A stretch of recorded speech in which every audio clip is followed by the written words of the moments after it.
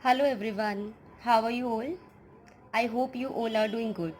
This video lecture is for BCom honors student and first year, and the subject is macroeconomics, and the topic is classical theory of income, output and employment. We have already done in part 1. Now this is the second part. So I recommend you to watch firstly the first part and then go for the second part because it is in episodic. And so let's start our today's class. So this is the recap of the first class. Classical economist name, neoclassical economist name, the assumptions as well as the Say's law of market, that supply creates its own demand, and the equilibrium in the product market where savings are equal to investment, equilibrium in the labor market where demand for labor is equal to the supply of labor. So let's start today's topic. Modern theory of income and employment. After the failure of classical theory, when it failed? Yes, during the depression of 1930s. So James Keynes, who was the first economist to propound a systematic theory of income, output and employment. He laid a separate theory on employment that departed from the assumption of classical theories. He also introduced the concept of effective demand in order to facilitate the study of equilibrium analysis. So what is important according to Keynes? Only the demand. What were the assumptions taken in under Keynesian theory? These were that labor force will not reduce, technology will remain same, and the short run has been assumed. In case of classical, they assume that there would be long run, but Keynes believe in the short run because he has saying that in the long run we all are dead. So talks about the short period, not for the long period. So let's go ahead. What is important according to Keynes? That demand creates its own supply. And what was the Say's law of market? That says that supply creates its own demand. So this is the very big difference between these two approaches to income, output and employment. According to Keynes, the volume of employment or unemployment in any economy depends on the level of effective demand. Higher the aggregate demand, higher would be the volume of employment. So the focus is only on the demand side, not on the supply side. Okay, Keynes believe in short run or long run? Yeah. So Keynesian theory focuses on the short run analysis. According to Keynes, there is no need to conduct long run analysis. This is due to his belief that in the long run we all are dead.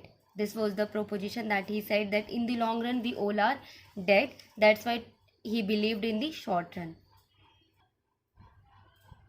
His aggregate demand is in three parts. First is in two sectors. So two sector is consumer and businessman.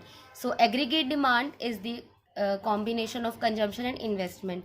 In three sector model, government will include an aggregate demand will equal to the C plus I plus G, where C is consumption, I is investment and G is government expenditure. And when the fourth sector is included, that means the economy is not closed, now it is open. So export and import will also be included, because when you export something you get payment, so aggregate demand increases, and when you have to import from the other countries, so that would be in negative sign. So that's why we take into account net exports. Net exports is equal to export minus import. So these all are the four sectors model that was given by Keynes and aggregate demand. Let's see the difference between classical and Keynesian theory as a comparison. So the first point is, what is the base? The base is employment, as you can see in the table. Employment, according to classical theory, he believes that this is a general situation. What kind of employment? Full employment. But according to Keynes, it is a rare chances to get full employment level. And what was the full employment level? Where all those who want to work or able to work have their work. Time period, Keynes believe in the short run, because in the long run we all are dead, and classicals believe in the long run. And Say's law of market is the core of classical theory of employment. An early 19th century French economist, J.B. Say, proposition that supply creates its own demand. Therefore, there cannot be general overproduction and the problem of unemployment in the economy.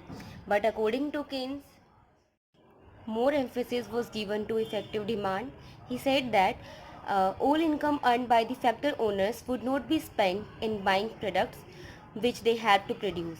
A part of the earned income is saved and is not automatically invested, because saving and investment are distinct functions. So when all earned income is not spent on consumption goods and a portion of it is saved, therefore result a deficiency of aggregate demand. This leads to the general overproduction, because all that is produced is not sold. So he says that demand creates its own supply.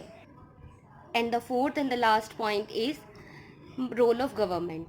Keynes did not agree with the classical view that the laissez-faire policy was essential for an autonomic and self-adjusting process of full employment equilibrium.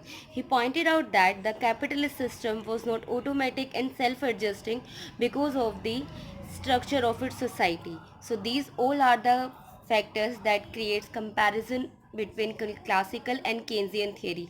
So see you in the next video lecture, and thank you for watching it.